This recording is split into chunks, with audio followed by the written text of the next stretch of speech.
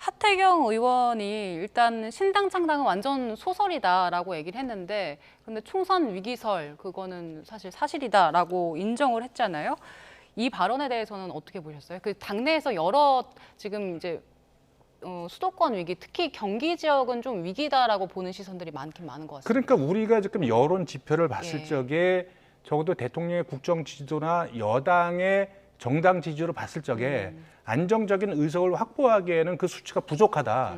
이런 부분들에 대해서는 인정할 건 인정해야죠. 근데 이후에 이제 어떻게 그러면 그 중도층의 마음을 얻어서 정말 이제 그 국정 견제론이 아니라 국정 지원론으로 국민의 마음을 얻을 것인가, 이것이 현재 여당에 주어진 과제다, 이렇게 말씀드릴 수 있습니다. 예. 하태경 의원이 이 얘기하면서 그 내년 총선 때 본인이 볼 때 내년 총선에 이재명 대표는 없고, 그리고 김은경 혁신위원장도 없고 새로운 지도부가 구성될 가능성이 크다.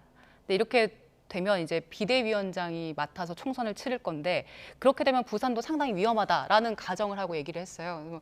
이재명 대표도 없고 김은경 혁신위원장도 없다. 이런 발언에 대해서는 어떻게 들으셨어요? 하태경 의원 발언이고요.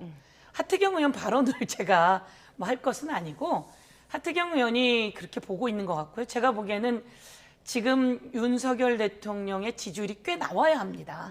그런데 30%대를 벗어나지 못하고 있고요. 요즘은 지지율이 더 떨어지고 있는 상황이고요. 그러면 내년 총선에서 쉽지 않다라고 하는 것은 국힘당 의원들은 다 그런 생각을 갖고 있는 겁니다.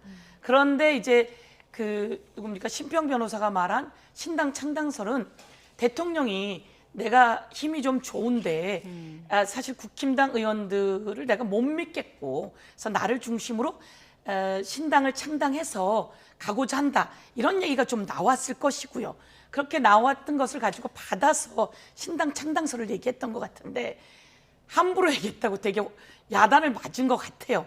그런데 이제 마지막에 국힘당 안에선 신당 창당 동력도 없다, 이건 한 번 더 깐 거죠. 그러니까 신당 창당할 이야기나 의지가 없어요, 이러면 되는데 동력이 없다 그런 건 힘이 더 없다라고 해서 더 깐 것 같고요.